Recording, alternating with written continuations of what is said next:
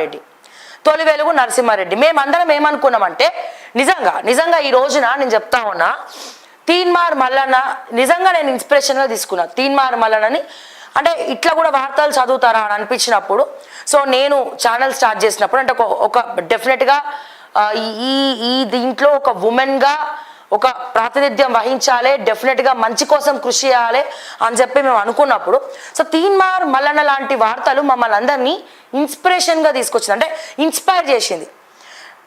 మనస్ఫూర్తిగా చెప్తున్నా, ఈ తీన్మార్ మల్లన్న వార్తలు మమ్మల్ని ఇన్స్పైర్ చేసింది. సో అరే వార్తలు ఇట్లా కూడా చదవచ్చు అని ట్రెండ్ సెట్ చేసింది తీన్మార్ మల్లన్న. కానీ మేము నిజంగానే ప్రజల పక్షాన మేము కొట్లాడుతున్నప్పుడు, సో ఇట్లా పబ్లిక్ ఇష్యూస్, ప్రజా సమస్యలు అంటే మార్నింగ్ న్యూస్ మాత్రం తీన్మార్ మల్లన్న వల్లనే మేము కూడా స్టార్ట్ చేసినాం. అరే ఇట్లా చేయొచ్చు కదా, టాలెంట్ ఉంది, మనం కూడా ఇట్లా ప్రూవ్ చేసుకోవచ్చు కదా, ఎన్నో విషయాలు ఉన్నాయి, కుండ బదలు కొట్టినాడు చెప్పొచ్చు కదా, నిస్వార్థంగా పనిచేయచ్చు కదా అని.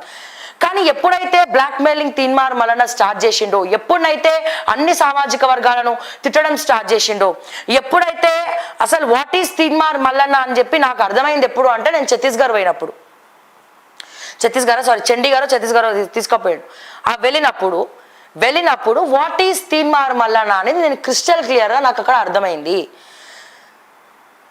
అంటే అప్పటి నుంచి తీన్మార్ మల్లన్నకి కొంచెం దూరం అవుతూ వచ్చినాం. అంటే నాకెప్పుడు తీన్మార్ మల్లన్న నేను ఎప్పుడు మాట్లాడుకోలేదు, ఎప్పుడు అసలు పరిచయం కూడా లేదు.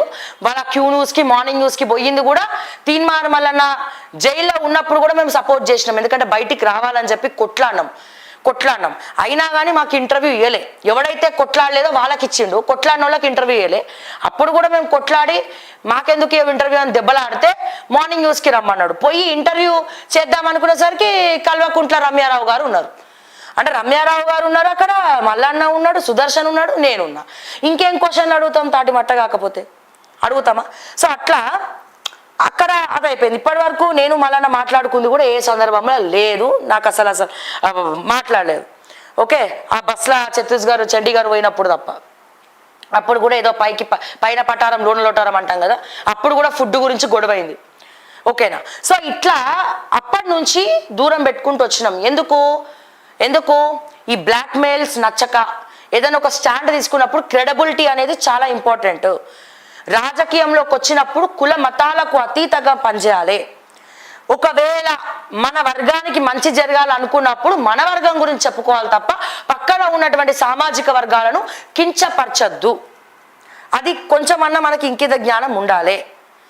సో ఎవరైతే మల్లన్నని బయటికి తీసుకొచ్చిండో అదే బీసీని మల్లన్న మోసం చేసిండు. ధర్మపురి అరవింద్ లేకపోతే తీన్మార్ మల్లన్న బయటికి వచ్చేనా? రాకపోతుండే. వచ్చిన తర్వాత బీజేపీలో చేరిండు, బీజేపీ అయిపోయింది, మళ్ళా కాంగ్రెస్. అంటే ఒక స్టెబిలిటీ లేని మైండ్ సెట్, నేనే గొప్ప అహంకారంతో విర్రవీగిన వాళ్ళందరూ కూడా ఏమైపోయినరు అనేది చరిత్ర చెప్తా ఉంది. ఎగ్జాంపుల్గా చెప్పాలంటే. సో దేనికోసం, ఎవరి కోసం? సో ఇట్లా ఎగ్జాంపుల్గా చెప్తా ఉన్నా. ఎవరు కూడా కనీ విని ఎరగనటువంటి విధంగా ఇప్పుడు వైఎస్ రాజశేఖర రెడ్డి గారు ఉన్నారండి. ఆయనకుందా అండి అహంకారం? ఎవరు వచ్చినా ఆప్యాయంగా పలకరిస్తాడు. శత్రువు వచ్చినా సహాయం కోరి సహాయం చేసి పంపించేటువంటి పెద్ద మనసు ఉన్నటువంటి నాయకుడు ఎవరైనా ఉన్నారు అంటే అది వైఎస్ రాజశేఖర రెడ్డి గారు.